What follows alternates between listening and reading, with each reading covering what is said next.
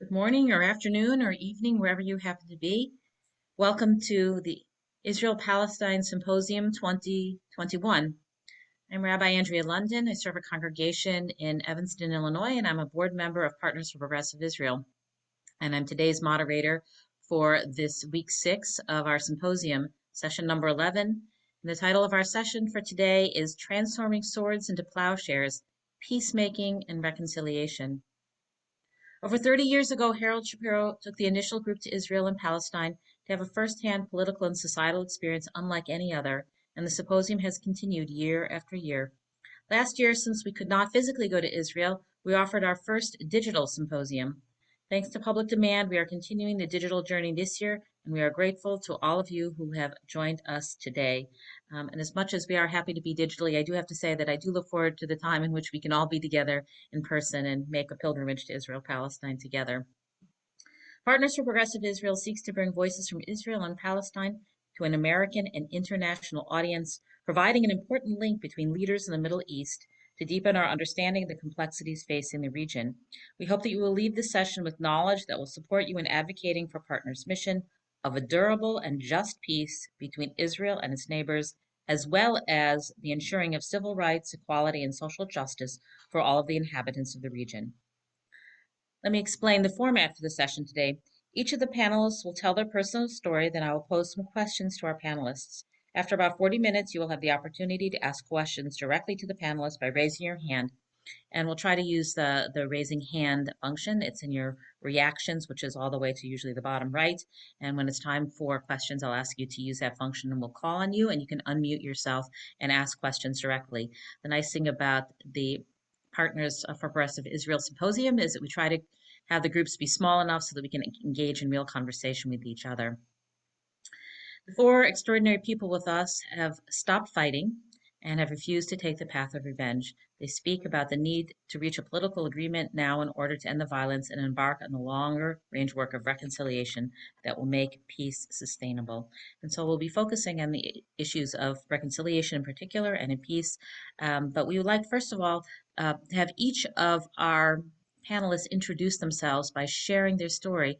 So we have two panelists from the Parents Circle, which is an organization of Palestinians and Israelis who have each lost somebody in the conflict. And we have two people from Combatants for Peace who were involved in fighting and have now decided to put down their swords and to engage in reconciliation and peacemaking. And actually one person who I actually have to say fills both roles. And so we're going to have Bassam open us to share his story because he was a founder for Combatants for Peace and he's also involved with the Parents Circle. Bassam, we're delighted to welcome you from very hot Jericho. Thank you, Andrea. Thank you a lot. Thank you, everyone. Thank you for inviting us. So as long as we have very short time, we need to summarize every 7 years in 1 minute. Then we will answer your questions. In fact, I spent 7 years in the Israeli jails when I was 17 years old. I watched a movie about the Holocaust in jail. I want to know more about this big lie for the Palestinians. We think it's never happened. And this film, its effect on me many years until 2010, 2011, when I had the opportunity to make my master's degree about the Holocaust in Bradford University in the UK. In jail, everything pushes you to be more determined to continue your armed struggle against this enemy, no one to talk to. Their goal is to kill our humanity every moment. Our goal is to survive in order to continue our way. I get released in 1992, and I still believe in armed struggle as the only way to talk to those people.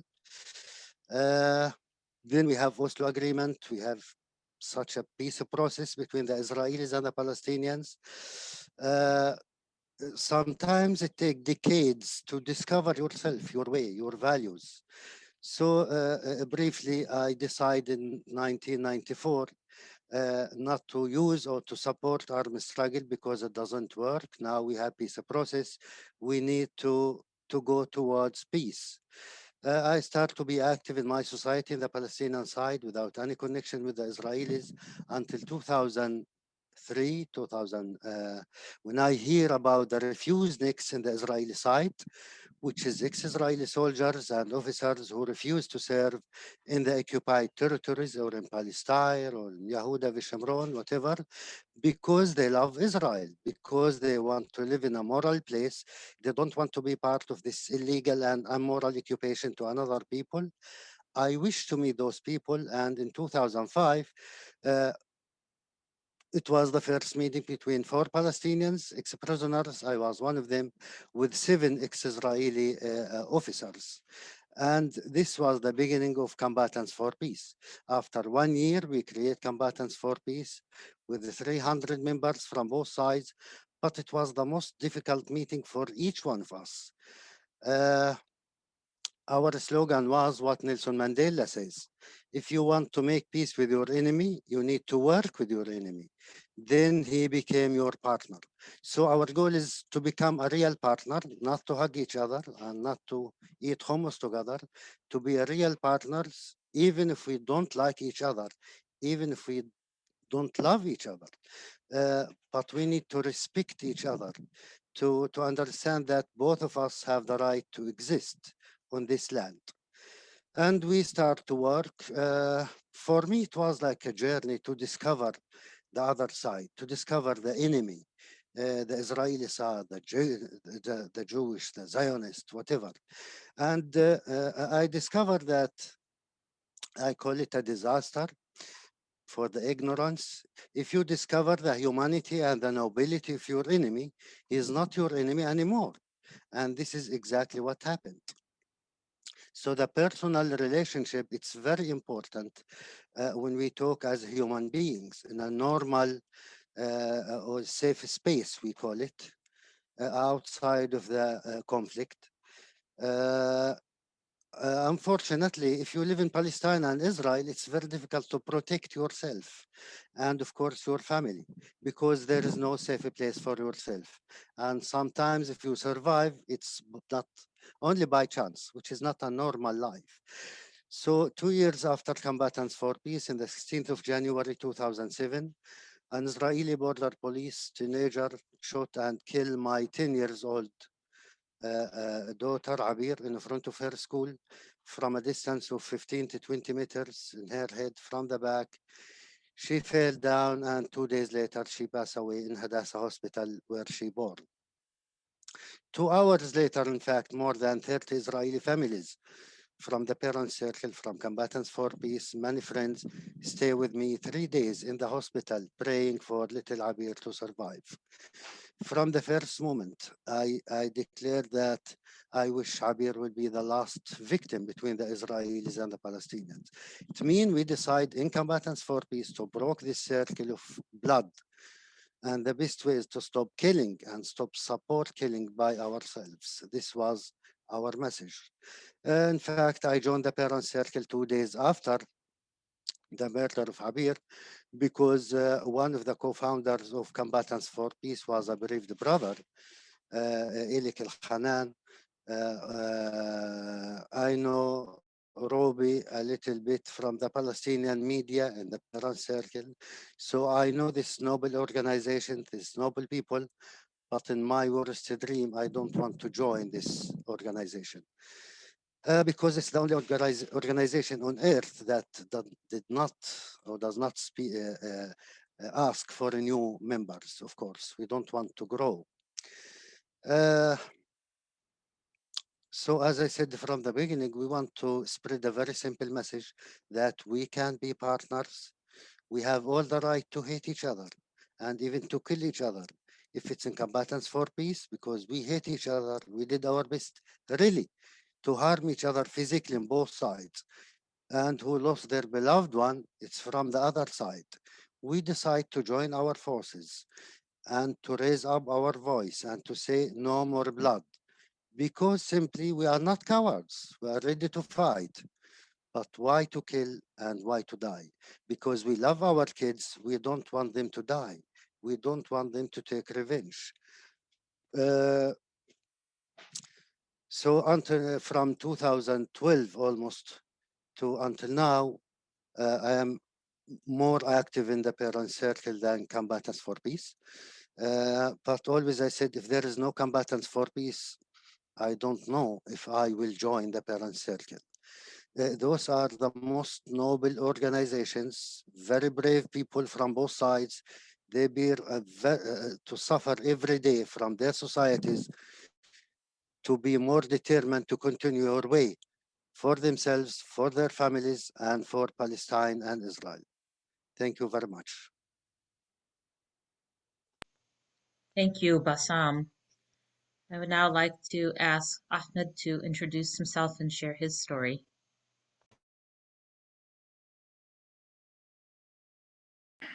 Thank you so much, and I wish that if I can speak like Bassam in his great language, because my language is not as well, but I will try. I'm Ahmed. Actually, my family roots from Gaza. My parents born in Beersheba. I born in Jericho and grew up in Jericho. Bassam spent 7 years in Israeli jail. I spent just 7 months in Israeli jail because I was member in Hamas. I became Hamas because I was hating the Jewish in general. It's coming after I hear my parents and my grandparents' stories about the Nakba, the war in 48 and the war in 67, and what happened with my family actually in these two words. So I became very hate and angry against the Jewish. Because of that, I decided to involve with Hamas in the first Intifada and fight with it. So I spent my time in the first Intifada struggle. Throw stones, make Palestinian flags, wrote in the wall about the Intifada process. But when in a jail, when I was in a jail, Oslo start actually, and the start begin Jericho, Gaza first. So I thought they talking about myself, me, because my roots from Gaza and I live in Jericho. So I asked my parents when they come to visit me about in Megiddo jail about the peace process and the agreement with the Palestinians and Israeli. They told me about what happened in Jericho exactly and what Jericho became in before this agreement, like follow Palestinian flags. The Palestinians go to the street and start shake hand with the Israelis, and shaking flowers also with the soldiers. So that's things I start to thinking about this, and I start to see what's the secret of this agreement. One day before we were enemy, we were hit each other. One day after we became friends and we check flowers and yeah, to get giving flowers to each other. So these ideas, take it and put it somewhere in my mind. When I go out from the jail, I start also working with youth struggle, but non-violence, like helping my society, working with my other people, like old people, helping old people. So this give me also a chance to meet Israeli or to have invitation in 2004 exactly, when my ex-girlfriend come to me and invite and told me about the workshop in Givat Habiba with Israelis. in first time I become very angry against her to how she can invite me to meet Israeli, to meet Jewish. But after that, I agreed to go, and I went there. I discovered that really I was wrong because I don't agree with her. I refused this invitation in the first. So I discovered many things good in the Israeli side. I discovered the society of the Israelis because before I never met Israeli citizen. I met settlers. I met soldiers, not civilian people. I met people before don't agree with the Palestinian rights, but in this workshop changed my mind because I met and talked with people that already agree and support the Palestinian rights. After that, I start make research and looking for workshops and people like them to have to make a relationship with them, to talk with them. Till I met Combatants for Peace in 2006, and Bassam was with them when they came to meet Jericho governor in Jericho in 2006. So I met them and I started talk with them. They told me about Combatants, but really in that time I wasn't have like a good knowledge and a good vision about what they are doing. So I keep that with myself, and I said, no, I don't want to involve them right now. I wanna take more time to discover more. So I start with myself working around with Israelis too, till I get the invitation from CFP, Combatants for Peace, in 2012 to have a speech in the Memorial Day because before I lost many cousins and relatives in Gaza, and I was in a jail. So I make this speech, and during the Memorial Day preparation, I met a lot of combatants members and talk with them. I like them style. I involved in them struggles till now. Yeah, as also Bassam said, we try now to teach our son and daughters, our family, our kids, how to continue the life with a peace struggle, with a non-violence struggle, without revenge, not without revenge as well, but in non-violence way, in non-violence way. Like me, I have now 4 kids, 2 boys, 2 girls. They have roots, they have connection with Gaza because them uncles in Gaza, and they went many times in Gaza. So I'm very scared about them to have something in them mind. So I try to teach them to give them a chance to meet Israeli, to meet peaceful people, to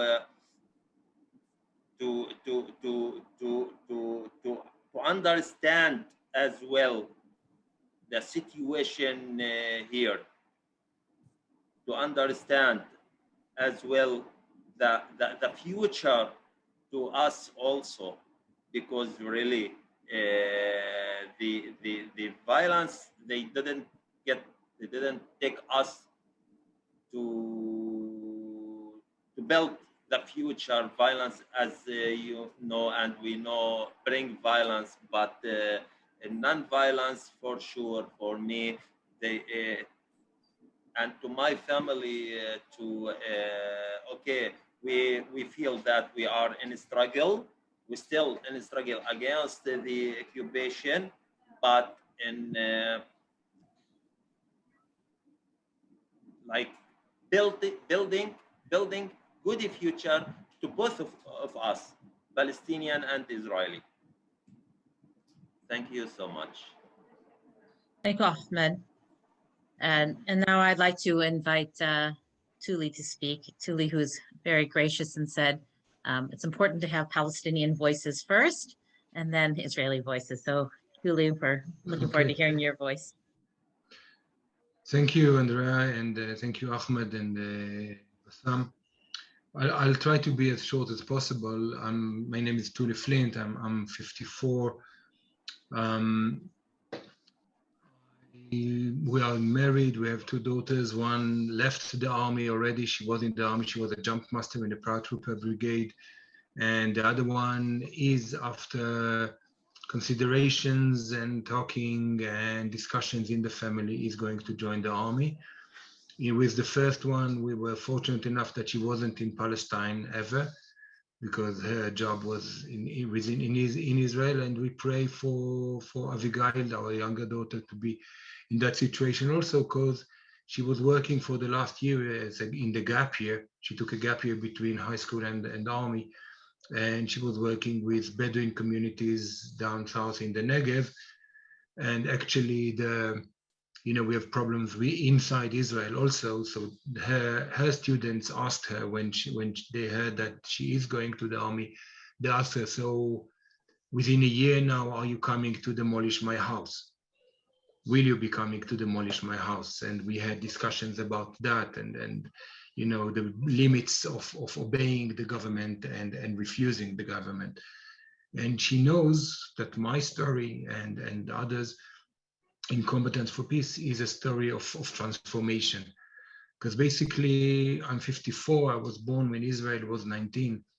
So the first thing you hear as an Israeli boy, Jewish Israeli boy, is that Israel is a small country surrounded by enemies. We need to protect ourselves, we need to be strong, and we need to make sure that the Holocaust would not happen again, that other things would not interfere with survival. So going to the army was not only a necessity and a compulsory, but also something you look forward to, because this is the way you are going to help your country.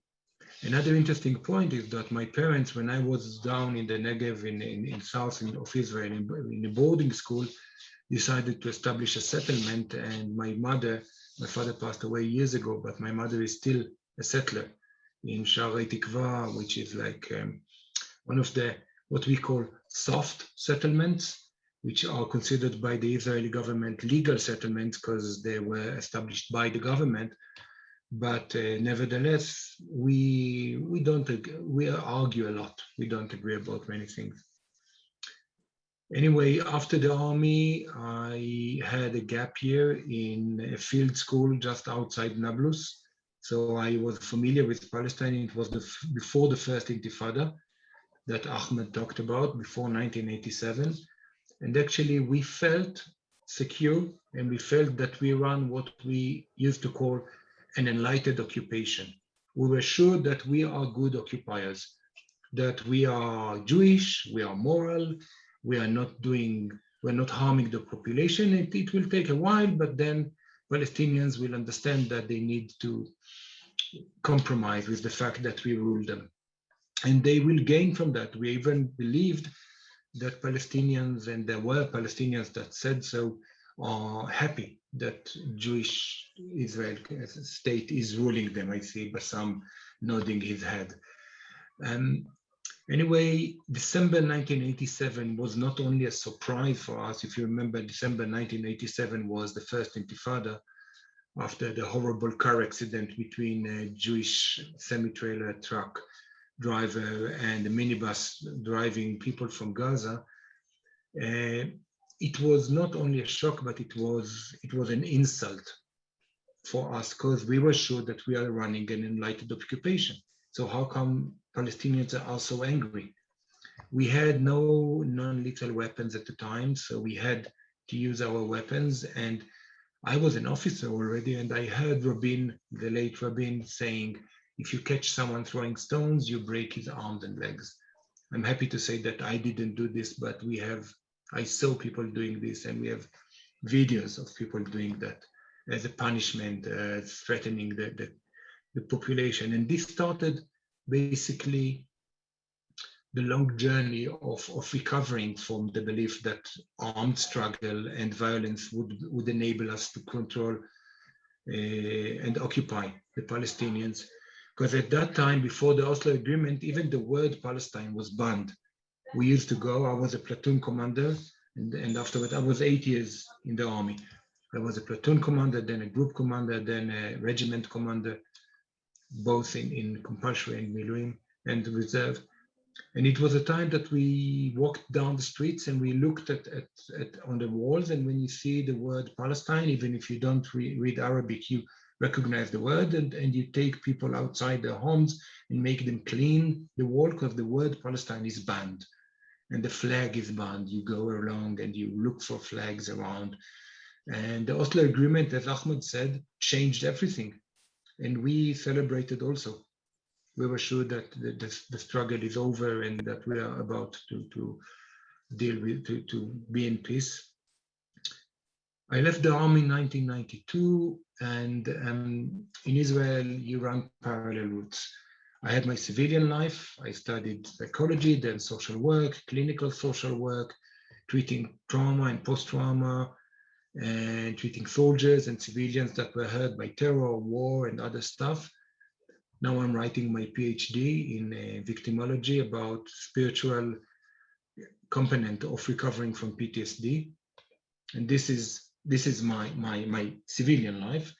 And the parallel route of the reserve duty, you in between 40 to 140 days a year, you go to the army and you do the same things that you did in compulsory army.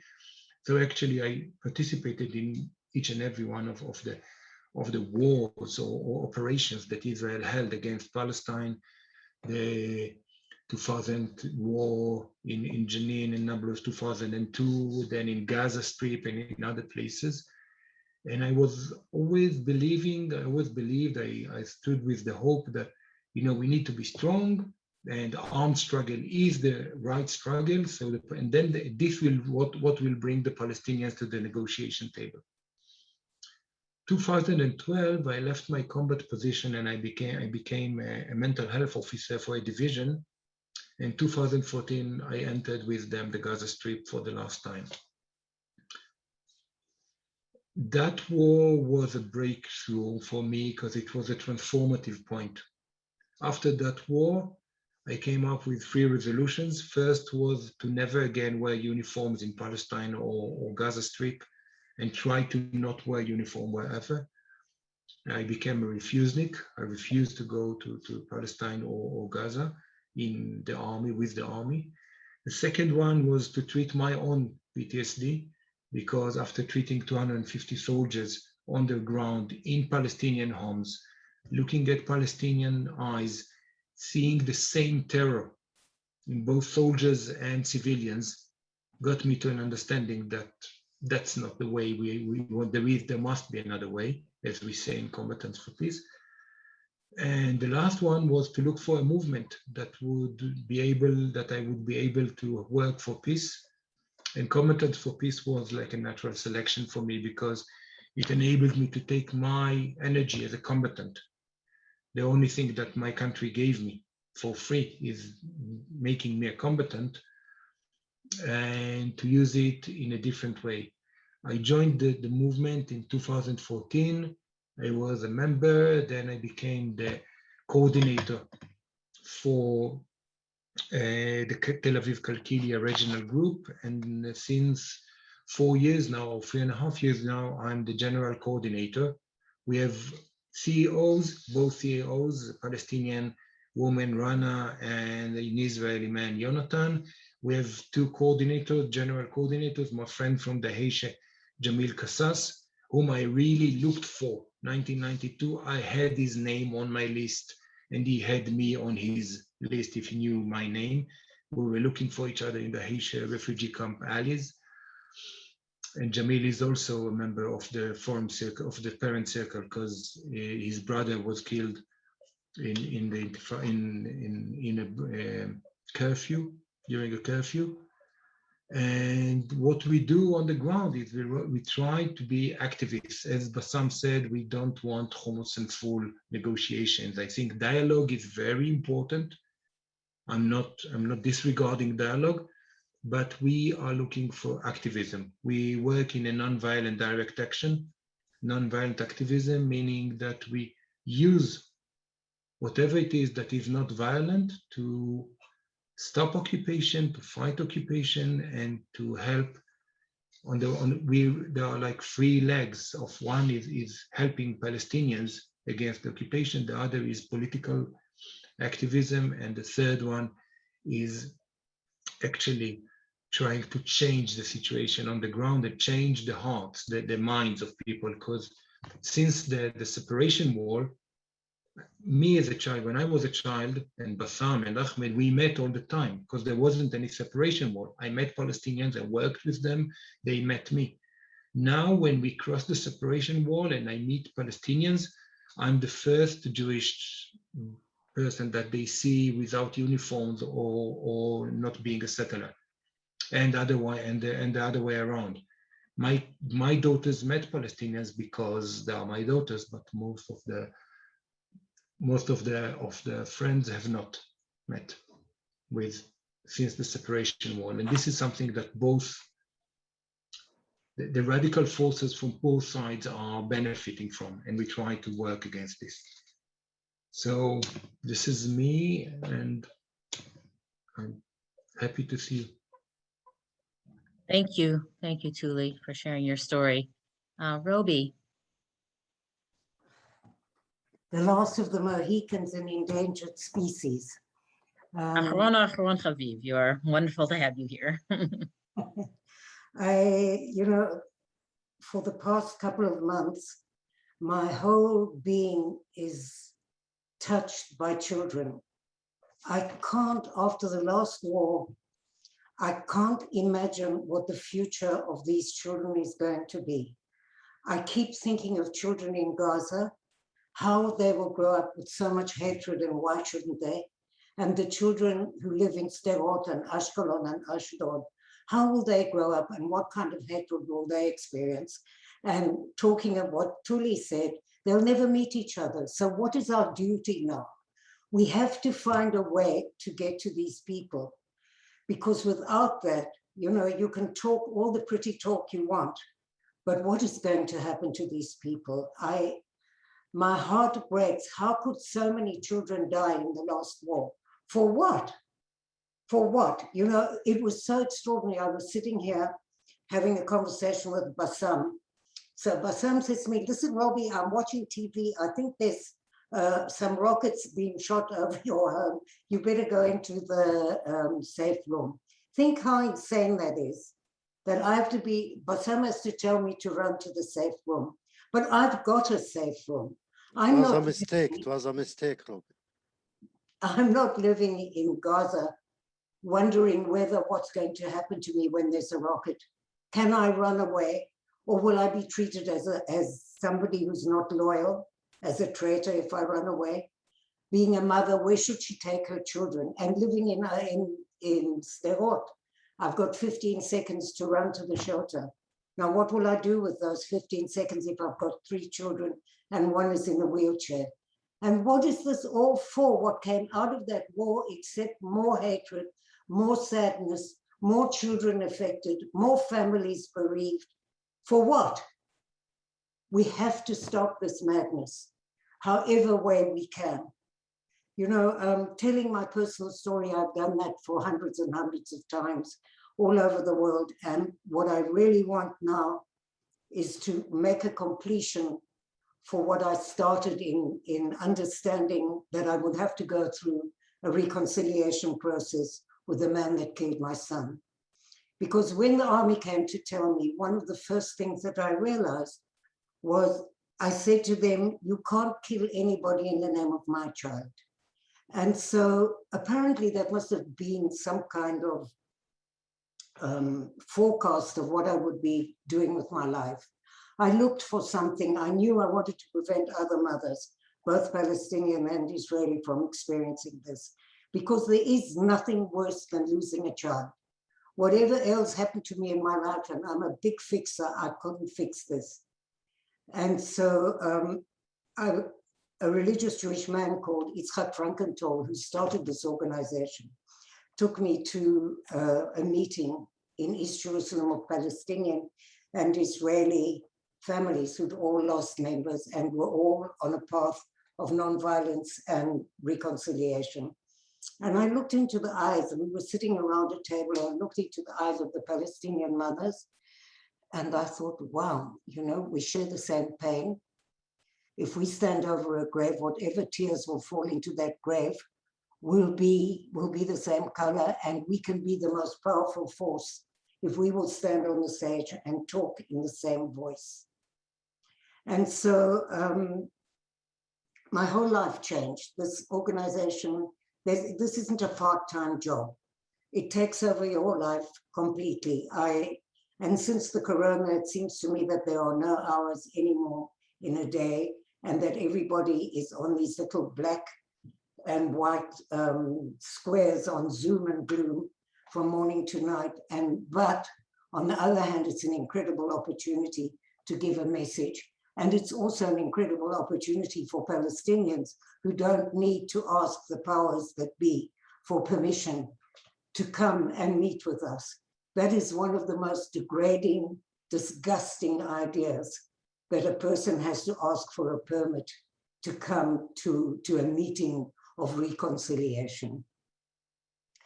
So what happened was, after that meeting, I decided to close my office and started to travel all over the world, and thought I was really terribly important. I spoke in amazing places, in the House of Lords, in Congress, hip hop concerts, your synagogue, apparently. And I thought I was really terribly important. And one night I came home and there was a knock on the door, and I opened the door, and there were 3 soldiers standing there. And that can only mean one thing in this country. So I slammed the door in their face.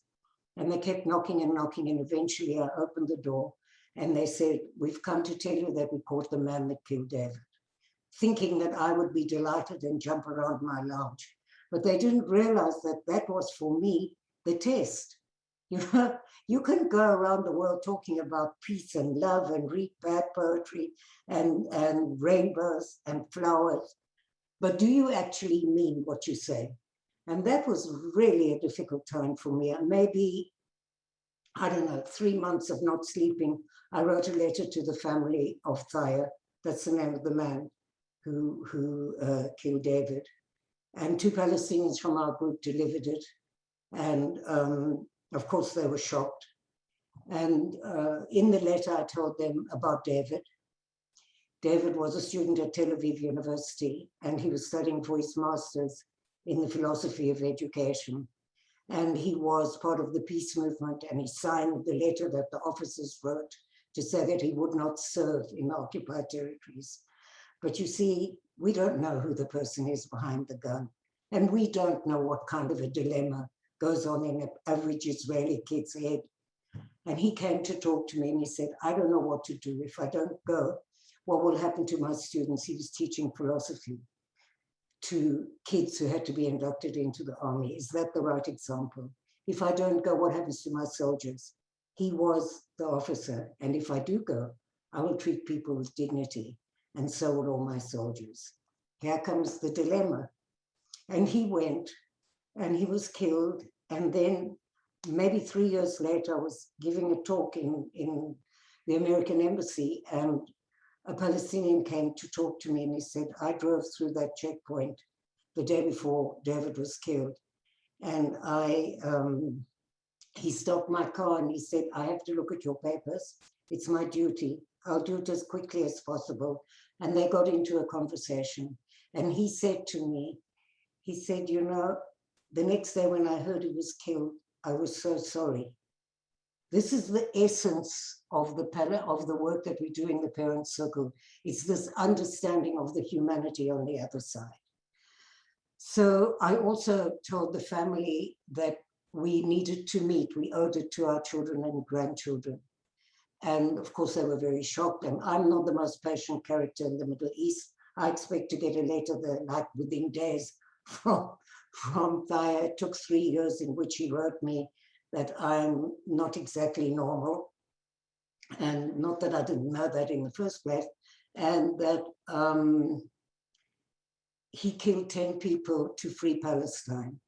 But you see, I knew that when he was a very little boy, he saw his uncle violently killed by the Israeli army, and he lost 2 uncles in the second uprising. So I think that this was a path of revenge, which is actually irrelevant because you see, he didn't kill David because David was David.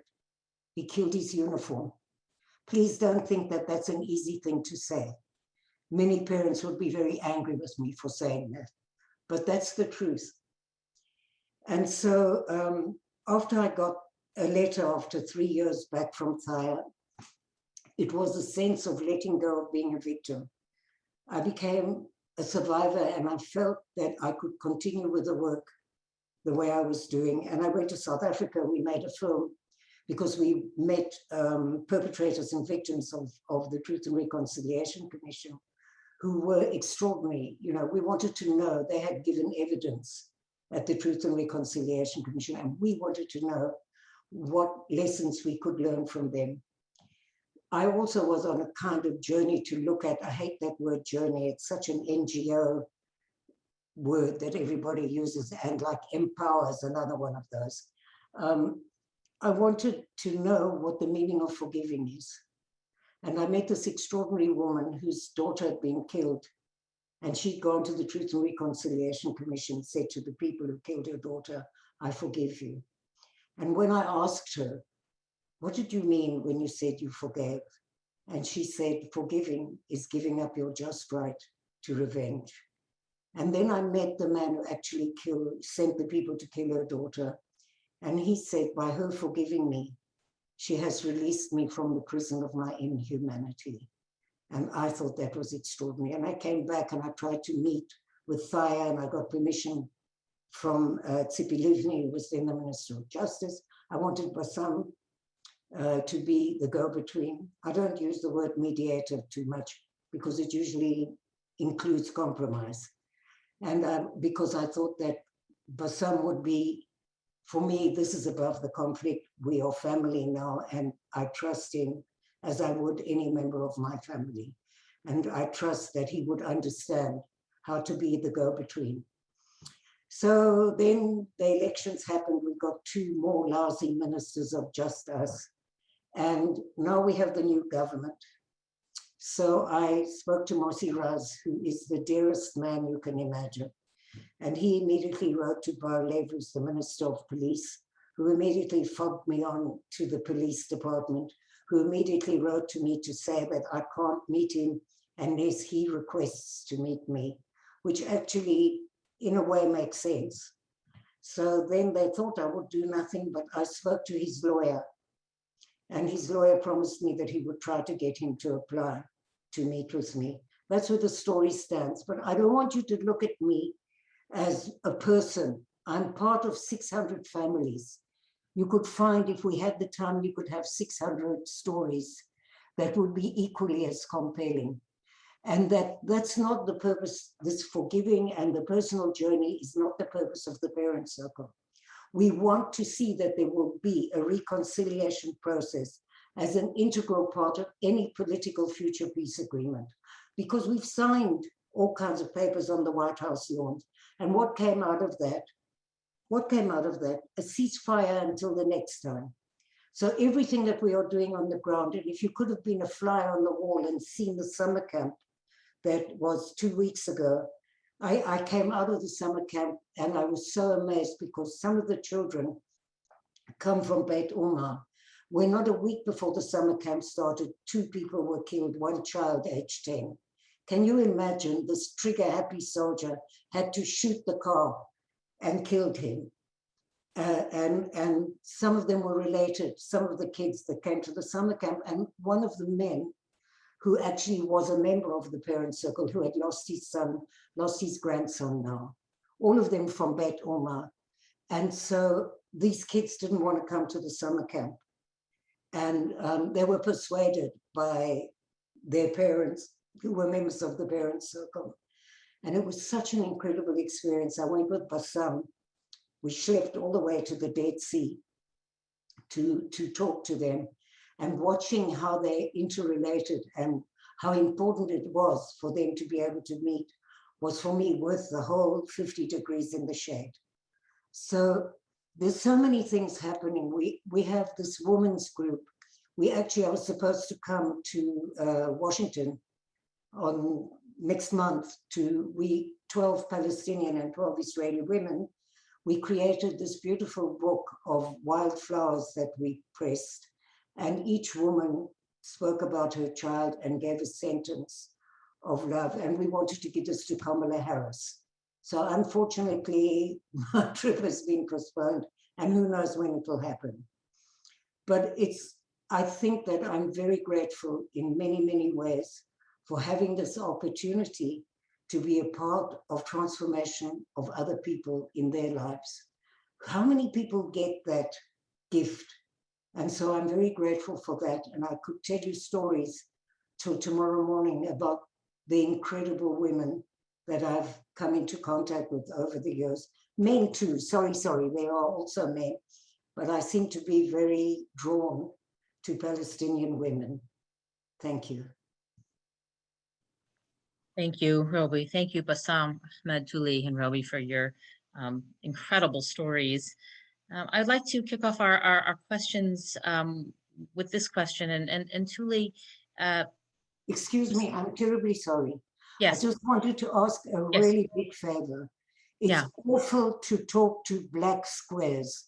Could you put your cameras on? It's such an intimate discussion. I don't care if you didn't bath last week. That's a very nice thing to offer, right? If you're having coffee or breakfast, it's okay too. Just it is nice to be able to see everybody's face, because Robi's right. This is a really intimate discussion, and Ahmed, Tuly, Bassam, and Robi really have bared their souls to us. Tuly, you mentioned in your when you were speaking that there are really 3 prongs that the Combatants for Peace are working on: political activism, changing hearts, and helping Palestinians. And I, was very compelled by that statement, and certainly you've heard in ways in which this is happening.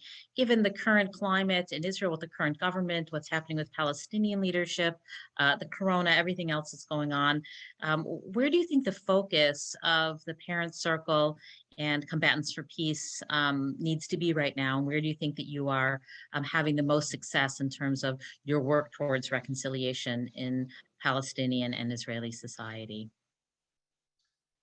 I'm very fond of the word reconciliation and restorative justice. This is part of what we do as criminologists and as social workers. But yet again, we just had a discussion about that in Bejala last Friday, where we talked about where is the focus of the movement, what do we invest in, and we need to remember that we want to stop the occupation. This situation has to stop.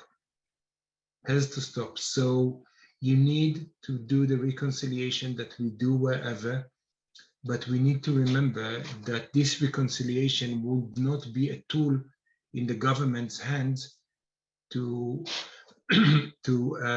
keep on the occupation. Because, let's pretend that we do full reconciliation.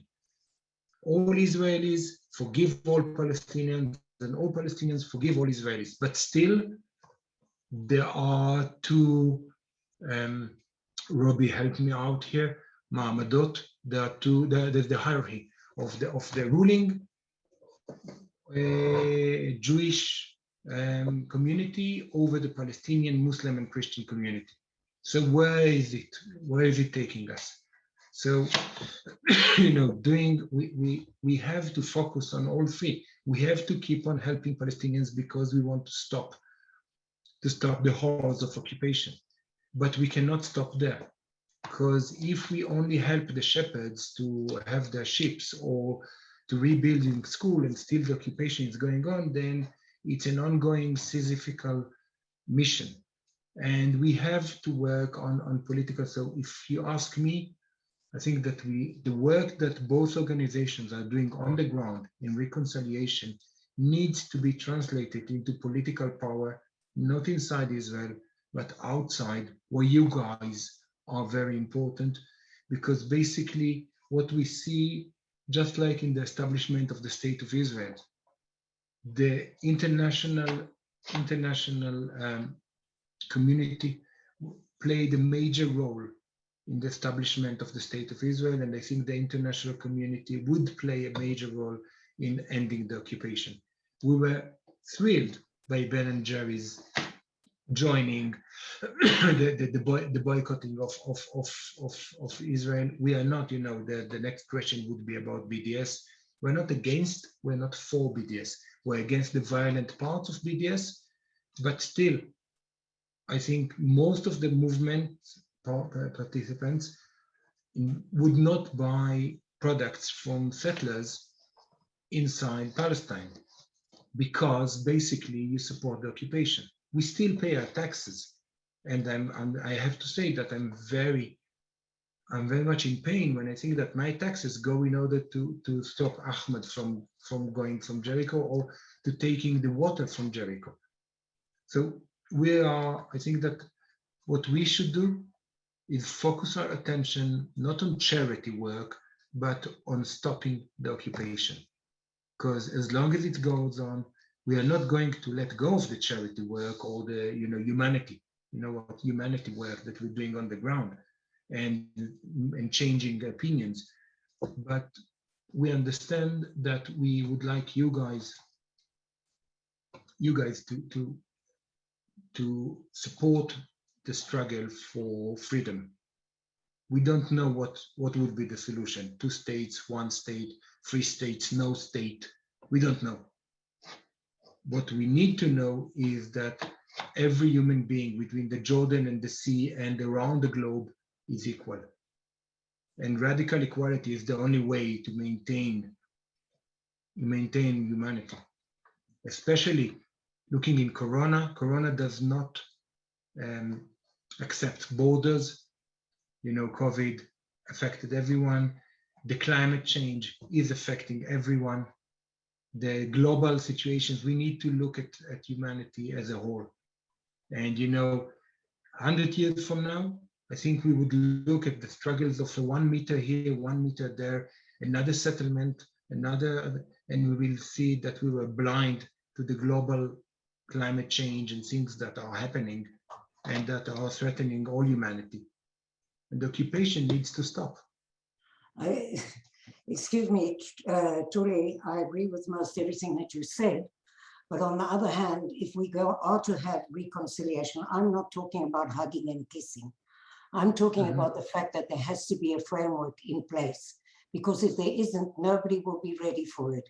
If you know the history of Ireland and South Africa, you would know that many, many years before Mandela came out of jail, there were people like Alex Moraine, Desmond Tutu, Charles Vivicenci, that were creating this framework. And because we are who we are, this is unique. We are not affiliated to any political party. However, you cannot imagine that anybody who deals with peace is not political. And so I think that we have this unique possibility of talking to most people, because they can't help but be moved by what we say. And so this is the audience that we need and we must be. There are other organizations that can handle this. Shalom Achshav, a million other organizations. The role of the parent circle is to make this emotional breakthrough where people will recognize the humanity of the other. It's not easy. I promise you, every article that I write, I get death threats, I get horrible things said about me, but I don't care, because within my very being, I know that if there will not be this framework, if we cannot work on creating testimonials to show that people can go through transformation, there's no point in the work that we're doing. And I'm not interested in hugging anybody or eating hummus. It's very nice to eat hummus in Jericho with Bassam, that's true. But there is a higher purpose in what we are doing. It's not overt, it's not absolutely shown as political, right? But of course it's political. But if I can get to somebody who would not listen to me by telling them my personal story, then I'm willing to talk to the devil to try to get there. And that's our role.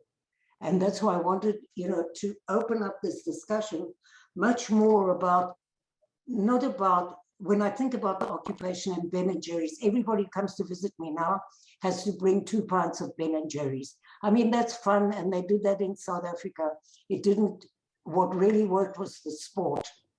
If you want to sort of go into what would transfer, I wish somebody would stop us from taking part in football.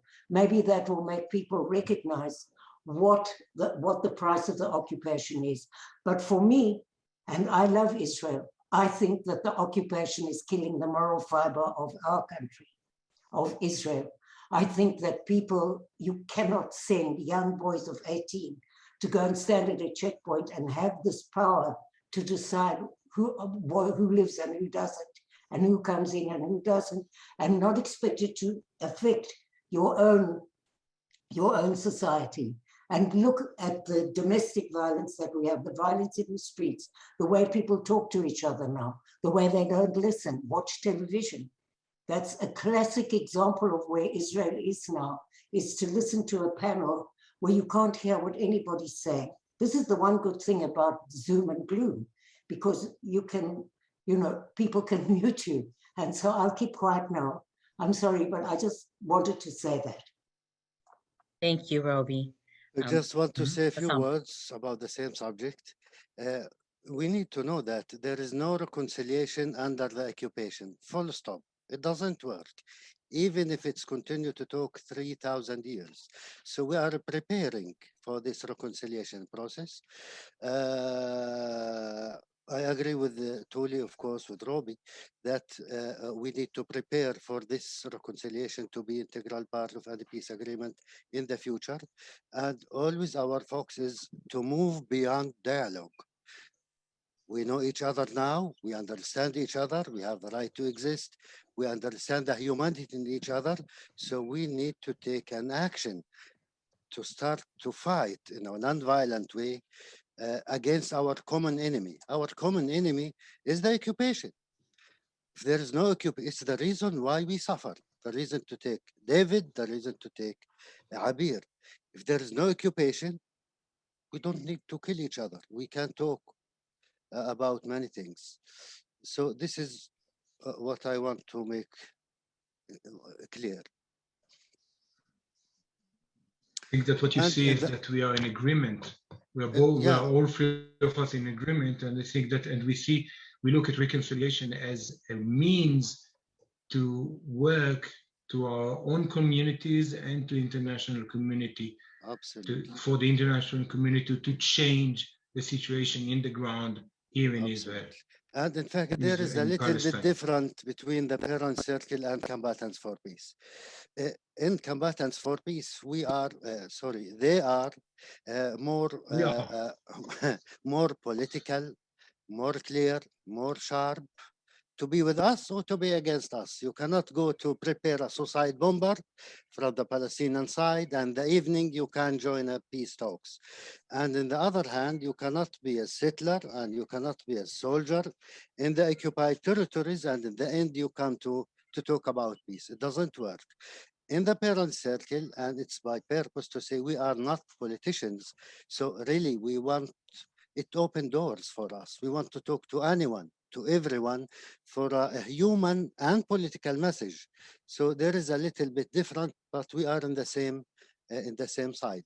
So imagine, just to learn from the reconciliation process, if United States of America invest in the $1 trillion for the 20 years in Afghanistan to build 300,000 soldiers and no one fight from them, the state collapse in 5 minutes because it's not a true reconciliation. This is the problem. So we don't want to talk another 40 years, Palestinians and Israelis, and in one day if the Palestinians have the power, we will see the Israelis in Sinai. So this is the real people that we are talking about coexistence, to live together, to respect each other, to defend each other, because this piece of land, we need to share it as one state or 2 states or 5 states, as Tuly says. Otherwise, we will share the same piece of land as 2 big graves to our kids and our families, our people. We need to know that we will exist in this land. So we need to learn how to live together or to continue killing each other. Thank you, Bassam. Before I open it up for questions, Ahmed, I just want to give you an opportunity to say anything if you'd like to add something.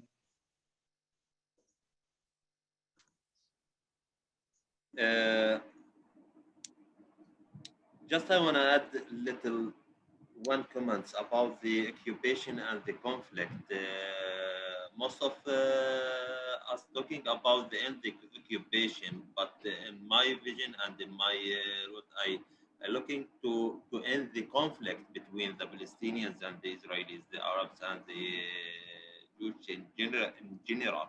Because as I saw the conflicts, it's more bigger the occupation and the conflict between the Palestinians and Israelis who bring the occupation. So if we end and stop the conflict and solve the conflicts between each other, we know we start knowing each other, respect each other. So the occupation will end in easy way. But if we end the occupation and the conflict is still, so we didn't make anything. How we wanna build the future if there is conflict between each other, if we don't accept and respect each other. So this is the main target for me and for many, I think, Palestinians try to do it. This is what I want to add, and for sure I cannot add more after my teachers like Bassam. I look to him as a teacher also, and so I cannot I cannot continue or add after his speech. You embarrass me, Ahmed. At least I understand your English. Don't worry. We all understand you. Thank you.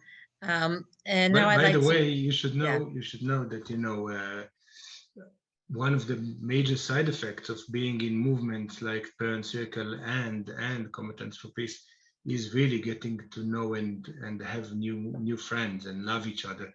You know, when you put the sword and you meet other people from the other side, this is a side benefit, or that we did not come to the movement in order to make friends, but nevertheless we are friends and we are partners in many ways. thank you. I think I wanted just to mention something. I don't know how much time we have, but We I have know about 20 some minutes, and I also want to make sure we have a chance for people to ask questions. Okay, the Palestinians always reckon that if the Hamas will kidnap me, they'll give me back in half an hour with 3,000 shekels because I talk so much. But That's true. I wanted to say something about Corona and what's happened to the world and how many bereaved families there are going to be and what is our duty and how do we feel about the fact that all these families could not say goodbye in many cases to the person they lost, or couldn't even go to the hospital or do anything. And I think that watching some of the work that we do might give some inspiration to understand that you can take this terrible pain and use it to make a difference. And this year when we did the ceremony, we had, together with Combatants, something like 250,000 people all over the world watched it, which means that the message that both of these organizations give is not a local message. This is a message for the whole world to hear. Many of the processes that we do and the workshops can be easily adapted to the rest of the world. And so I'm thinking even a small thing like to encourage people to write a letter to the person that they lost to say goodbye. You know, it's so important to be able to complete this. And that's the reason, in many ways, why I still want to meet with the man who killed David. It's a completion for me. It's not about him being repentant or anything like that. It's about what's inside of me. And so please, I think it's also a duty for everybody to reach out to people who've lost during the corona. It's so dreadful.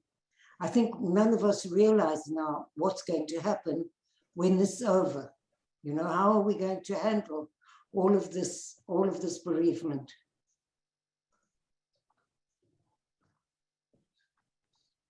Yes, you're certainly right about that, and that transcends all boundaries. I'd like to be able to open the floor for people to ask questions, and as I said in the introduction, we'd like people to be able to come off mute and ask questions on their own. So if you can do me a favor and raise your hand so that I can call on you, and then we can speak with our panelists. Claude, I see your hand. Thank you. Excuse me. Thank you.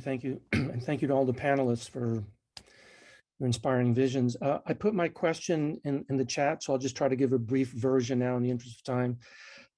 Tuly mentioned his mother was a settler, and they've had some disagreements, no surprise there.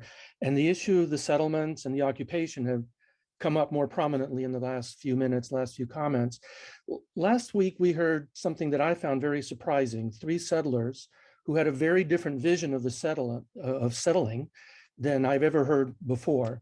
I'm sure they don't represent more than a sliver of the settler community, but what they said was they think that the Jews and the Palestinians have legitimate claims to the same land, and their vision is to settle, but not in an attempt to exclude Palestinians, but in order to settle among them.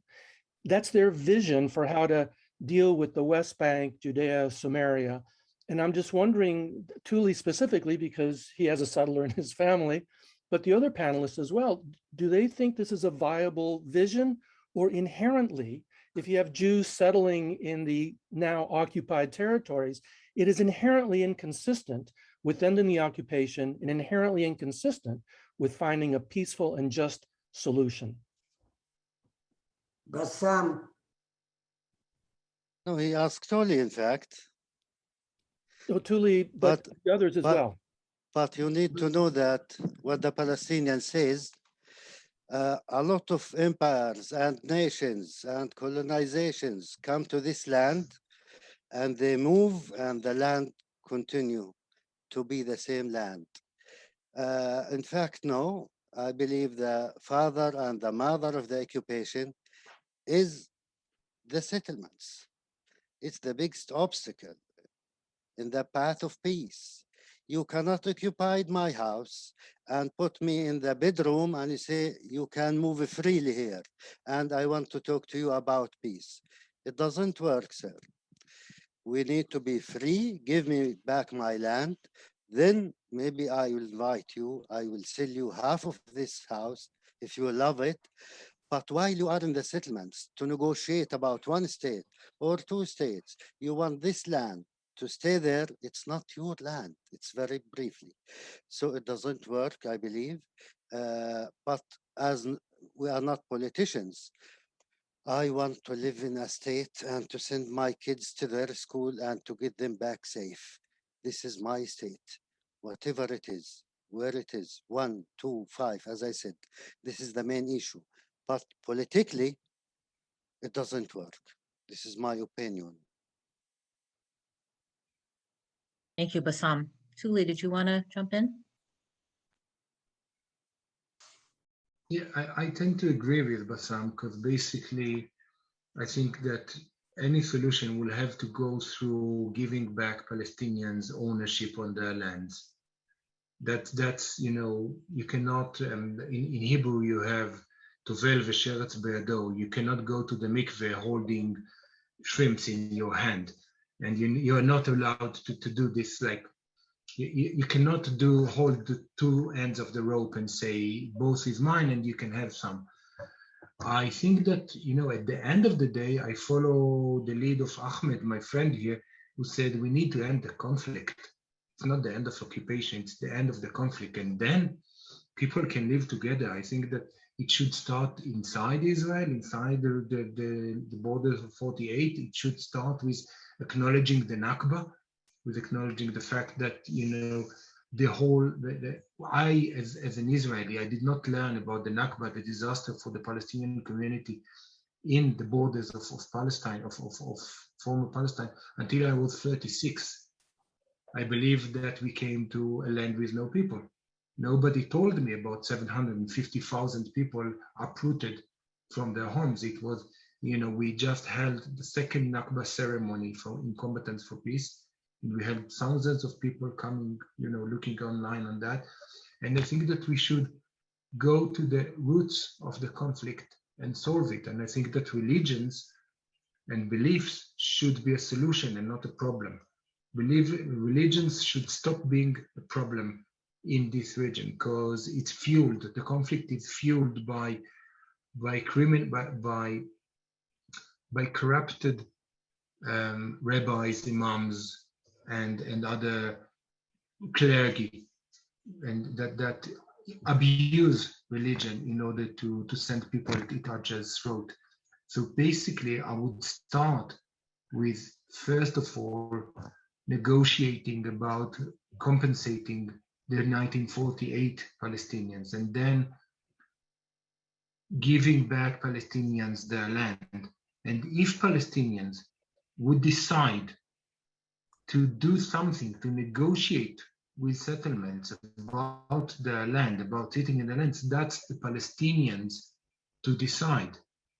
It's not me as an imperialistic Jew or Israeli or for the United States or the European Union to decide for Palestinians what they want to do with their land. It's their land.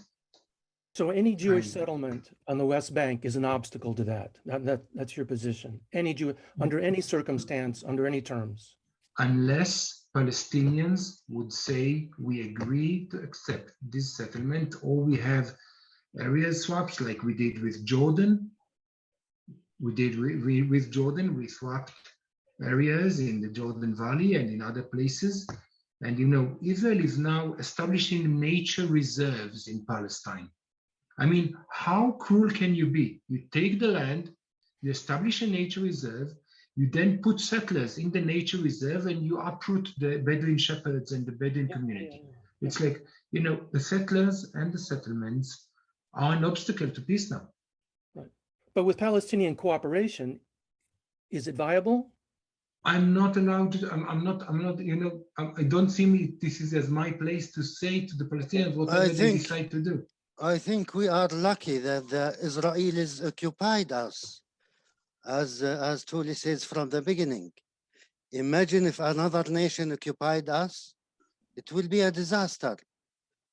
But in the first place, we cannot live without to be occupied. Believe me, we can't be free without any occupation and we will survive. It doesn't work. In United States, if I come to your house by mistake, you will shoot me. It's a private property. We are talking about a country, the land of the country. Why you need to settle there? Don't depend, not you personally, I talk to a lot of settlers who come from Brooklyn, especially. It's the promised land. In the end, we make agreement that it's Netanyahu who told them to go there. So it's not God, it's the government. It doesn't work, simply doesn't work. The promised land, even for the people who don't believe in God, believe in the promised land. It doesn't work. And politically, you make a negotiation. This is supposed to be the Palestinian state. And every day you create a new settlements. So you want a one-state solution. Let us go for it, even the Palestinians. They said, let us go for one-state solution. No, it's more than apartheid. If it's okay for you, we will continue. But we will never accept the Israeli control. Never, ever, no one. Even if you are the chosen people, we want to be free and no one occupied us. It doesn't work. But if we have a one-state solution, for example, free to live everywhere, we will solve the problem. We have no problem, of course, to be equal. But the Israelis don't agree with one state. They scare from 2 states. They scare from 5 states. But unfortunately, as I said, they will never give their safe place after 3,000 years of slavery and discrimination and anti-Semitism and the Holocaust. And after 3,000 years from tonight, we will never accept the Israeli control. It's very clear. So we need to be free. Then we can decide to go for confederation, to go for 2 states, or 1 state, 2 states, 1 country, whatever. But the Palestinians ask for freedom, not for peace. We want to be free. This is what and we will never be free until the Israelis be secured. And the Israelis will never feel security until I be free. We are very connected to each other. So we need a very brave leader to look forward and not to mention the Holocaust 5 times a day to say that's it. Imagine that the Palestinians didn't kill 6 million Israelis. And the Israelis didn't kill 6 million Palestinians. And there is a German ambassador in Tel Aviv. And there is an Israeli ambassador in Berlin.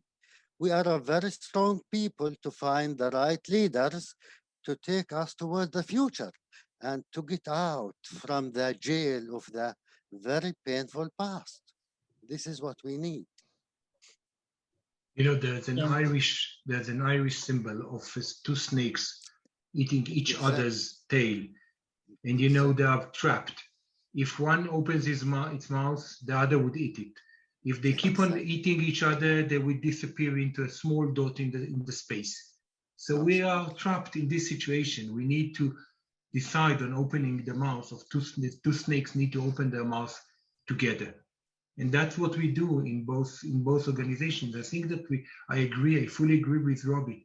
When the occupation will end, and the occupation will end, people will look around, just like in South Africa 20-something years ago, when people looked around to look for a model of how to work together, we can come up with a model. It is not easy. It is not easy to drive a car with 2 steering wheels. Every decision that we make in Israel, I need to ask Jamil, do the Palestinian committee approve of that? Every decision in Palestine, they ask me to ask our leadership, other leading committee to work. And the same goes in the particle. So this is a car with 2 steering wheels that are going independently together in the same body. Until we understand this, when we understand this, then the end of occupation and peace will come. And I want to quote my friend Tuly, who has a very interesting Zoom meeting tonight, 2900 tonight in Israel, about his book. He's saying, we don't own the land. The land owns us. The land does not belong to anyone. We belong to the land. And I'm very much Israeli. I'm very much Israeli. And in order to protect Israel, I work with Ahmed and with Robi and with Bassam. It's like, this is me. When people ask me, how come you were a combat fighter and you fought for Israel for more than 30 years? How come you are a traitor now and you work with Palestinians? I'm saying I'm fighting for my country even more now than I did when I wore uniform and went to battle. This is the way, my way of making sure that both our children will have future and that Ahmed's kids would have the same benefits that my daughters have, the same education system and the same thing, and that they can go to Ariel University if they choose to, or to other universities, or live wherever. This is your name, Combatants for Peace. Thank you. So there's been several questions that have arisen, and you've made some careful distinctions. And Ahmed, I think you did this between there's the ending of the occupation and ending of conflict, and both are in some ways tied with each other. But what it means to end the occupation in terms of exactly where people live and what the solution is doesn't seem to be what the parent circle or Combatants for Peace is most concerned about. You know, that there can be multiple solutions here, but solutions that don't really give the Palestinians freedom and justice. Bassam, I think that you had just a wonderful image of, you put me up in my bedroom of my entire house and say, you know, you're free there, but you can't go anywhere else, is a real issue. But, you know, I think one of the things that both sides have had to deal with, and both in the parent circle and in Combatants for Peace, is the trauma of both societies that continues to play out over and over and over, and that psychology that continues to inhibit or prohibit any kind of reconciliation and moving out of the situation, where, as Tuly said, the snakes are just devouring each other. And many of the people who are on the screen have been engaged in these ideas of peace and reconciliation for years and years and years. I can say for myself, it's been 35, and I think for other people here, it's been even longer than that. So how do we move? How do we move out of this situation, considering the trauma, considering how embedded settlements are? I think that one of the most important parts is to get to know the other, because, and I'm not saying this from a charming point of view, there is such a cutoff between Israelis and Palestinians. You know, we work a lot in schools. If you go into an average Israeli classroom of 17-year-olds with a Palestinian, say I went in with Bassam to a class there, and the first question I will ask is, who of you have ever met a Palestinian? It'll probably be maybe 2 in the whole class, or 1 if you're lucky. Who speaks Arabic? Nobody. Who's been overseas? 90% of the class. So here is the total cutoff. They don't even know a vague neighbor. I mean, it is incredible what this cutoff has done. I think Tuly started with talking about the wall and how it has separated us completely. So that it's so important, this work, is to understand the humanity in the other, because we don't. All the programs that we're doing in the parent circle, like a parallel narrative program, we have more than nearly 2,000 now people who've gone through this program. We put most of our work online now. It's not the same, but nevertheless, you know, it's the best that we can do at the moment. And watching how people who even think that they're very liberal, when they suddenly are confronted with the reality of what it's like to live in Palestine and what it means not to have freedom of movement, and to watch how the settlements are growing, they are shocked. In the beginning, they become angry. You know, it takes time for people to understand. And Israelis in general are not too interested in what's happening in the occupied territories, because life is pretty good here. And so the Ben & Jerry's Act, in a way, is only to show that there's a consequence for occupation. In South Africa, it was rugby, cricket, football, because sport is like a religion in South Africa. And so that had a huge effect when they said that South Africa could not play in the Olympic Games. You know, there was like a national mourning. So I'm saying I don't like academic boycotts. It worries me. There's something wrong with that. But I'm glad that Ben & Jerry did that, if it only to attract the attention of people to see that there's a consequence. Because actually Israelis benefit from the occupation. They don't suffer from the occupation. And so they need to know that there's going to be a price in the long term for what we are doing. That's the important part of Ben & Jerry's. And I mean, they are a social organization. Israel is not the first country or not the first cause that they took up. Wall Street, all kinds of causes. That's a social, even though it belongs now to Unilever, who are not exactly the most left-wing company. They used to be my client. So, it's important that, but you ask what you can do. What you can do is to tell people that you met us, to tell people what we are doing, to encourage them to open up the websites of both organizations, to encourage them to invite us to do dialogue meetings, just like we're doing now. It would be so good if you could do that. Each of you could take that as a responsibility to organize 30 people in your house and invite the parent circle and combatants, or just the combatants, or just parent circle. It doesn't matter. They need to hear another voice. And what they really need to hear is to have some hope. Because if you don't have hope, you'll never have peace. It's such a big equation of getting to peace. And why were there all these terrible riots in Jerusalem and outside my house here, burning cars? Why? Because these kids have no hope. And if we don't give them something to hope for, then God knows what the future will be. I started off with the children because it's really breaking my heart.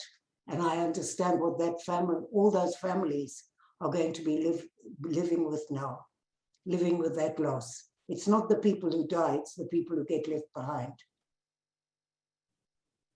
Thank you. There are a few people who had wanted to ask some questions, and some might have been answered now. So I'm just going to give people an opportunity who had put something in the chat. If you would like to ask a question, or if you feel like your question's already been answered, you can also pass. It was Mark, David, Marcia, and Diana. If you can ask your question, and then we'll give our panelists an opportunity to make their final remarks. I don't think I really have a question. The panelists have spoken very personally, and I react to it personally as well. And I don't think, well, I couldn't listen to these stories without feeling that I need to get, I have to be involved here, doing things that can support an end to the occupation and the peace process. That's all I, that's how I feel. It's really a personal reaction to people who have really spoken very personally about what this conflict has done to them and how they think about it. Thank you. And I think, what Robi said, that hearing these stories is so important, and if each of us can bring these voices into our communities in any way, I know that all of these panelists would certainly be interested in helping get these stories out into the world. David?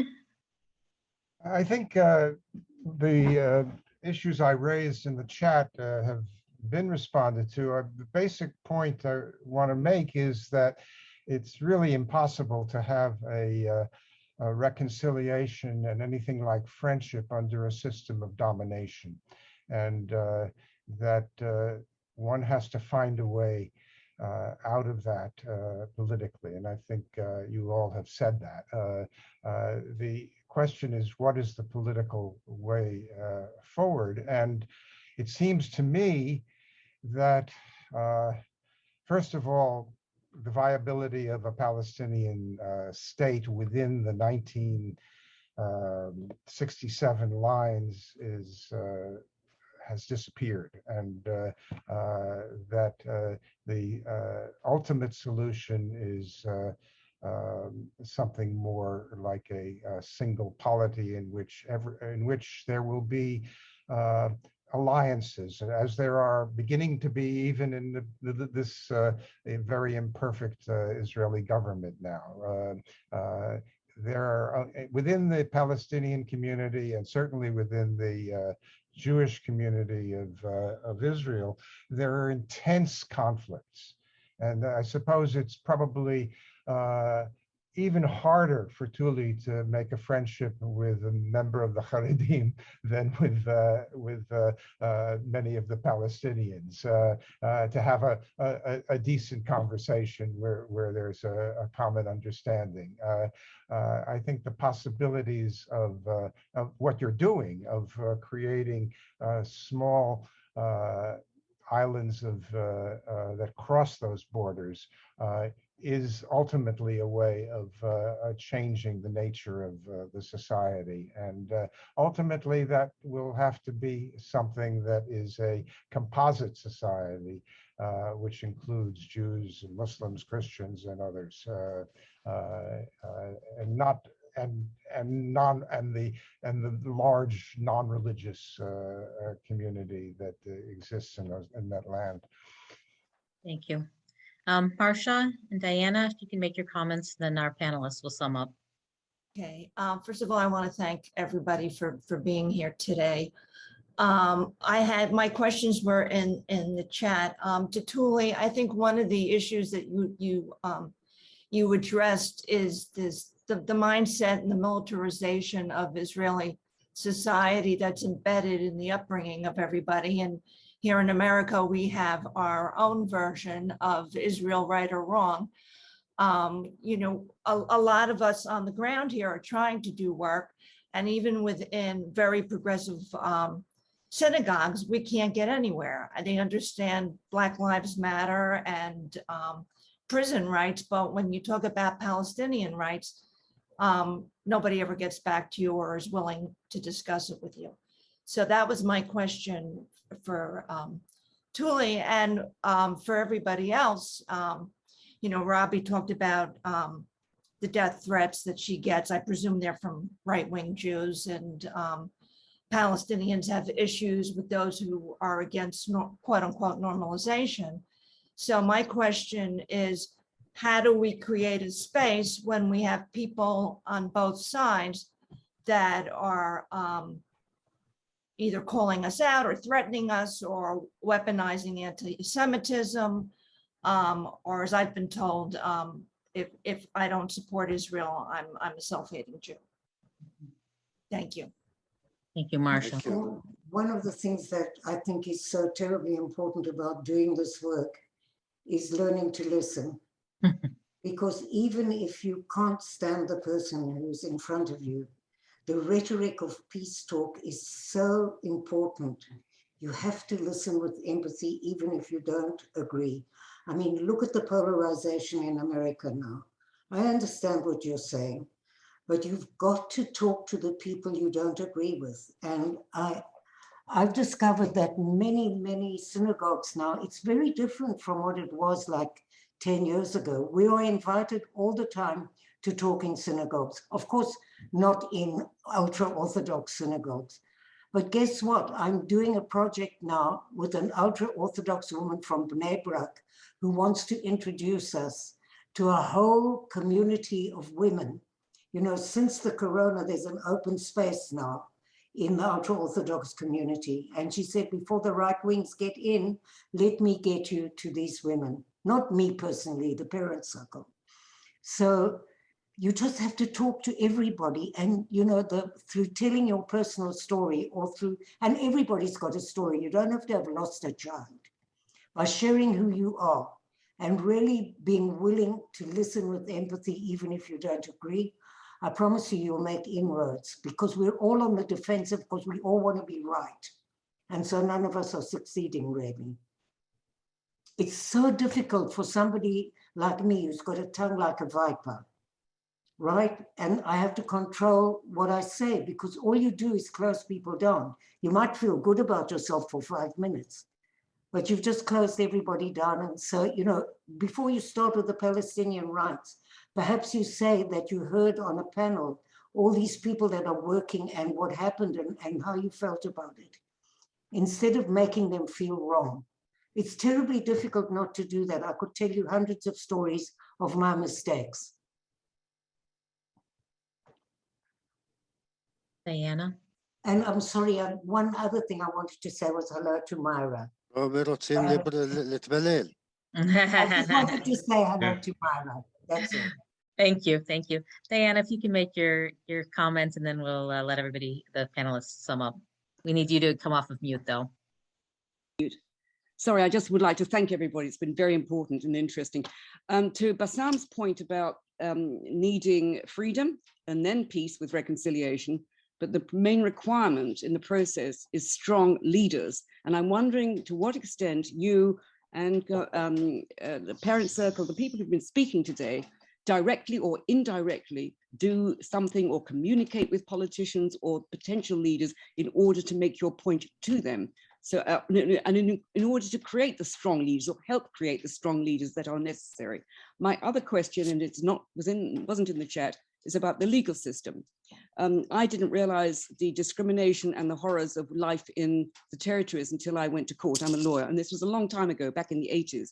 That made all the difference to me personally, because I could see how discrimination works. And I'm wondering whether you make explanations, whether you talk to lawyers, whether you make being involved in one way or another with the legal system is important for your work.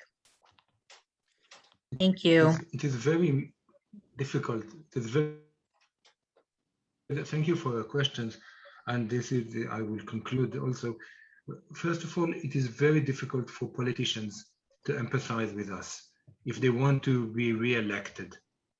So there are some, Robi mentioned Mosi Raz and other people. We try to play the political game, but at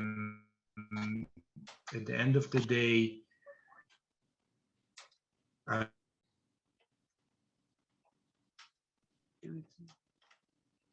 Roy. I think most politicians would. That's one thing.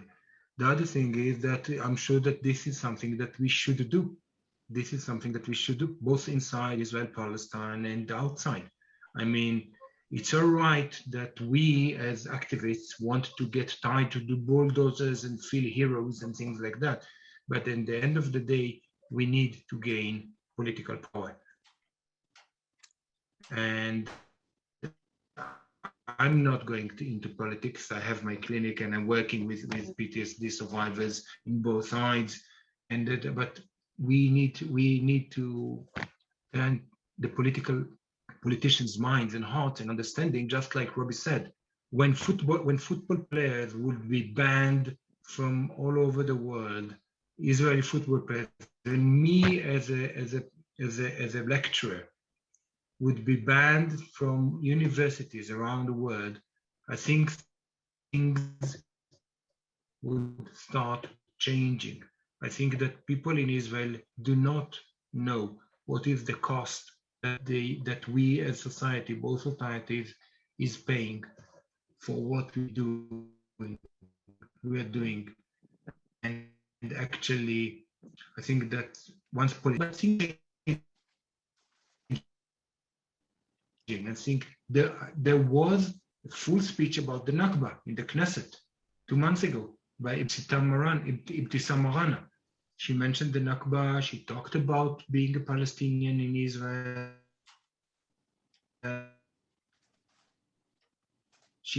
Things are changing. You don't want me to smile, but I'm optimistic. Just if I can, about the legal struggle, the legal system, of course, it's one of the most effective and powerful tools for struggle towards ending the conflict or the occupation. And we said, let us go for ICC, the International Court for Criminals, and who stand against us, who threat us all the time, United States of America. Okay. Yeah. If you go for justice, we will punish you. No more budget, no more help for the schools, for the education, for the healthcare. Why? Because we want to follow the legal struggle. But it's very important, of course, we do it. We will continue to do it because this is one of our tools to not only for the world, not only for the Palestinians, for the Israelis themselves. because always I remember what Nelson Mandela says. I didn't liberate South Africa with the guns of the black South African fighters, but with the minds of the intellectual white South Africans. When the Israelis understand that we cannot continue like this, the occupation will come to its end, because it's for both of us to liberate the Palestinians from the occupation and liberate the Israelis from the same occupation. Bless you. Thank you very much. I need to go for a prayer for myself and for all of us. I was very happy to be with you. Wish you the Thank you, best. Bassam. Thank you. Thank you. Thank you, Bassam, for being here, for all that you do. And also happy birthday to your wife. Thank you. Thank you. Ahmed?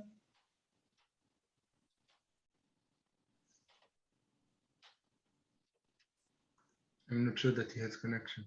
Oh, there he is. Yeah, I'm here. Also, I wanna end the speech as I start to end the conflict, because in all the question we get it, I feel there is a big.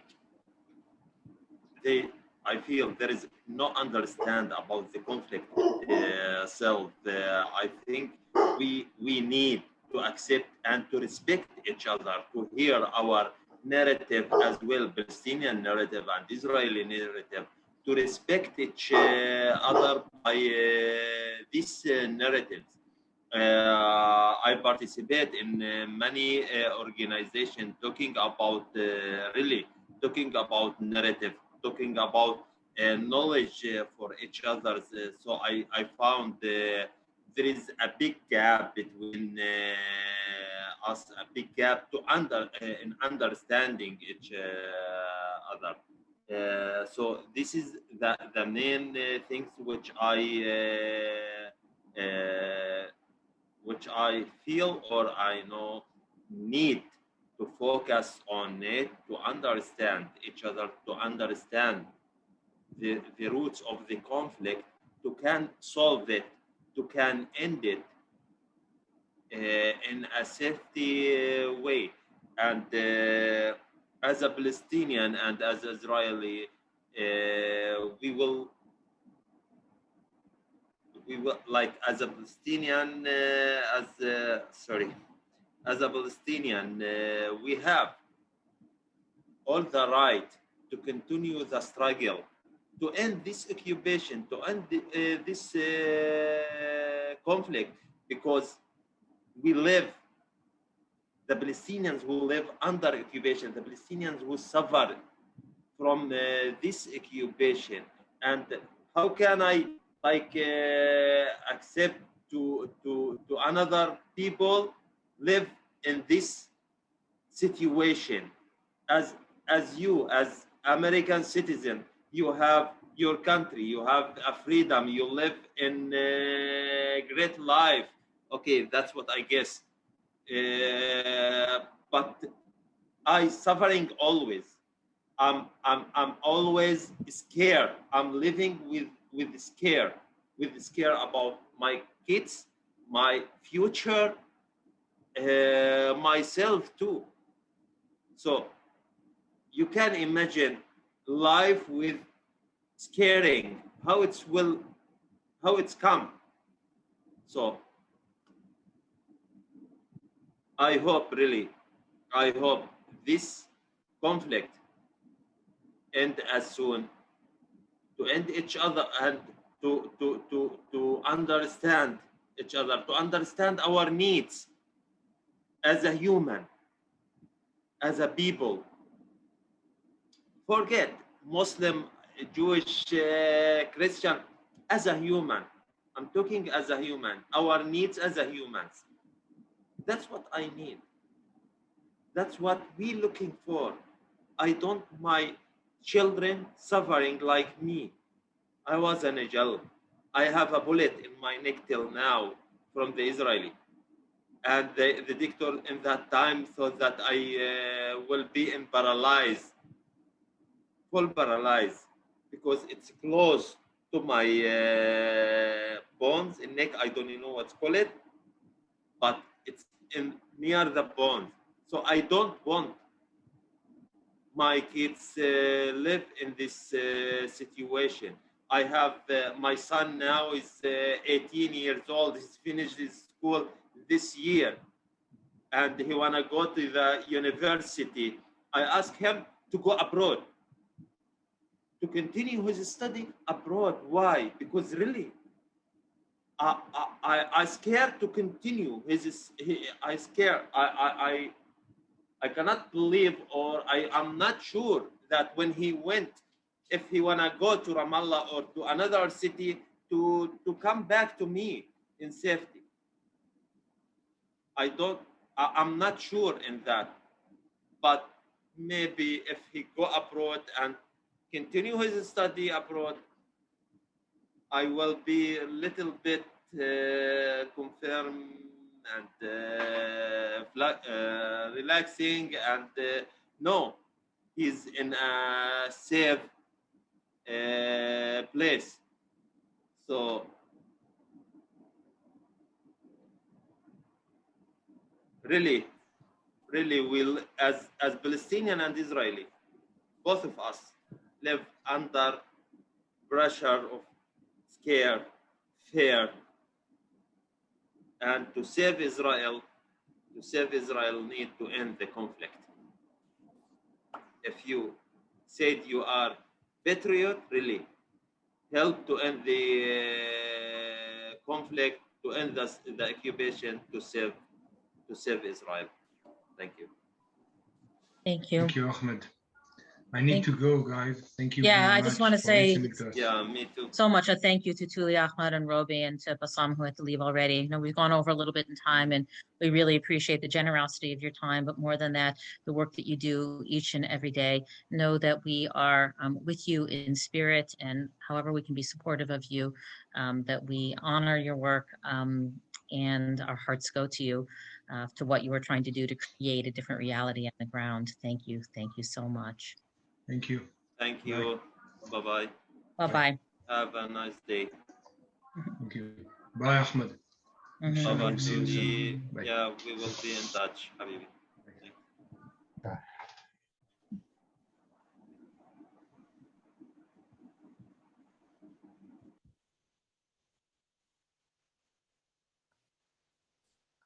Wow. What an amazing presentation. I know that some of us have heard and met some of our speakers, and some this might be new. And I think somebody put in the chat, I just saw lots of chat coming in and out, and I'm trying to keep up with it and also to listen intently into what's happening. But I think the point that was made, and I think it's something interesting for us as partners for Progressive Israel to talk about, is really that Tuly and Bassam and Robi as well talked about the importance of international pressure to change the situation. And of course, this is something, you know, that I think we've struggled with in the progressive Israel community here in this country, is how to interact with that kind of external pressure, whether it be in the United Nations or from the United States. And so I just want to open up the floor by asking that question of, what do we think that we should be doing as American Jews who care about ending the occupation in terms of external pressure?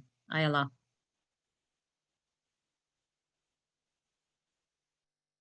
Hi, everyone, and thanks, Andrea, for doing this session. It was very important, in my opinion, in the following way, exactly the question that you posed to us. What can we do? I think if we stay in the of ending the occupation into rabbit holes of one state, two states, confederation, but understanding the suffering and talking about it on both sides, that's a place that we must stay in, and that it will not end until we end the occupation. That what the women in black said after the first Intifada, and the occupation was their slogan, not one state, two states, whatever, but just to bring an end to it. I think we are not doing it enough And often when, at least in Jewish communities, what I've seen, when we talk in Jewish communities, there is immediately someone will say, well, what about Hamas and what about what they're doing? In other words, in 2 seconds, we are into the rabbit hole, rather than standing in the truth of ending the occupation and not follow into all these kinds of discussions, because it does resonate. I mean, when you say, well, what about Hamas and what about Gaza and how they rained, missiles on us, we tap on the emotion of we are victims, we're suffering, Jews have to be careful, we have to defend ourselves, and we really need not to go on that route and stay in the truth as these very brave people all do. Now, how to do it? I wish I knew how to tell you, how we can do it both in the Jewish community and, by the way, in the American public sphere as well. How can we state it and stay in it and ask for support for it? Thank you. Claude, you're on mute. Yep. Here I go. Thank you. I just want to respond to what Ayala said. One of the things that strikes me is, and I think the panelists sort of said, or maybe Robi, that if you want to have a dialogue, you can't set unilaterally the terms of the discussion. And if you're going to say to someone, don't bring up Hamas, you're going down a rabbit hole and it's irrelevant, the conversation's not going to last very long.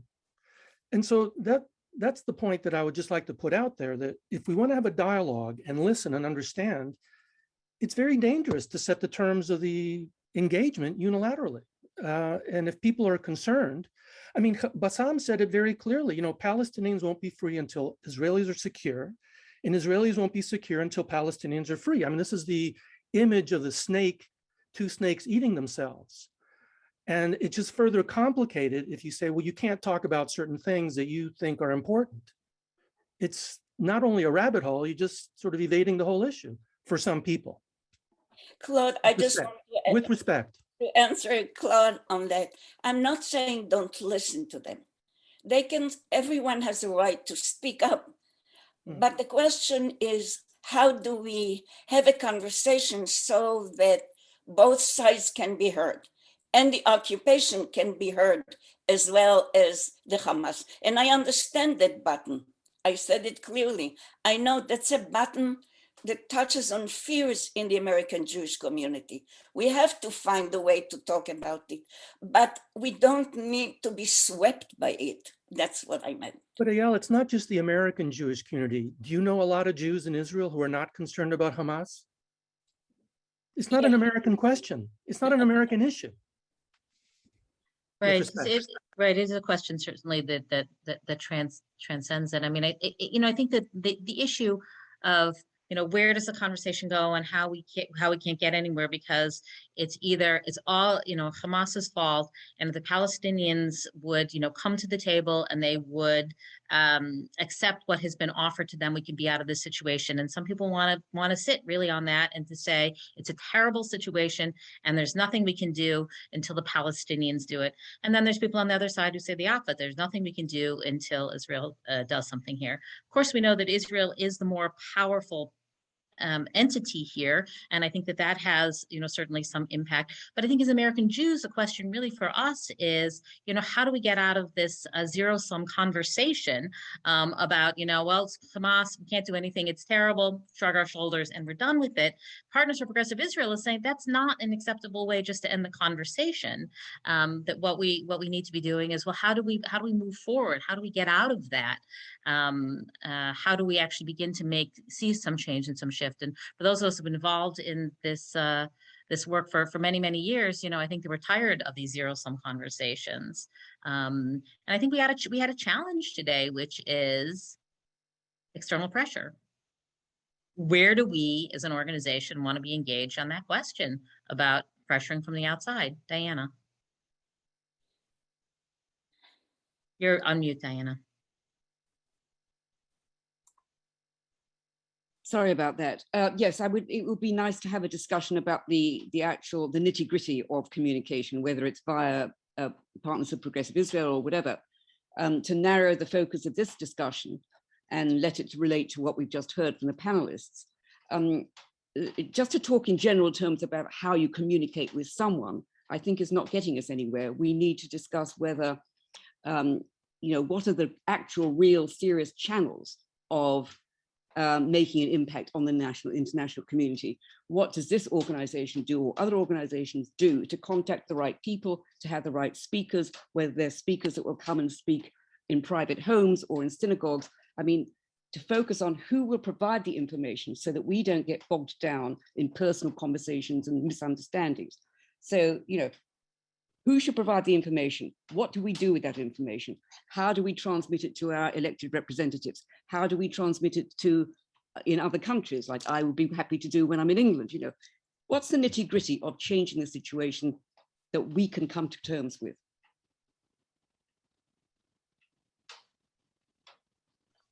Right, that's a big question. We'll have to continue to ponder. But David, I'm going to have you make the final comment because we're getting to be noon at this point. I guess I'll give him permission to go over by a few minutes, and then there's a few announcements so that people can take a little break before our next session. Oh dear, I don't know about my qualifications for the final comment, but I want to be a little clearer about what ending the occupation means, because we know that, I mean, if it were 1967, it would mean Jordan in the West retakes the West Bank and there are no settlements. We can't, that's not there as a possibility as far as I know. There is no, the Palestinian Authority has been completely discredited. It seems to me that the only way to end the occupation is to create a united polity of one sort. And the way to, the political strategy from this place, from the United States, would be something like shifting the very considerable military support, the billions of dollars that the United States gives to maintaining the occupation, to something like the Eco-Peace initiative that we discussed 2 weeks ago, in which there is real cooperation across the borders. That would be a political platform that makes sense. And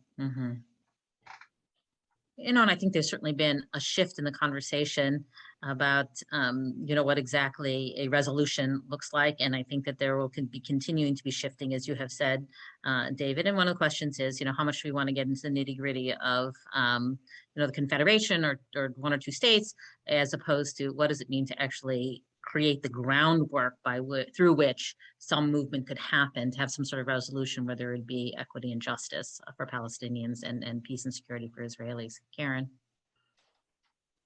I just want to say, you're talking about the next week's first session, A Land for All, will be with us, and that will be the conversation Confederation, and they're very much a part of that.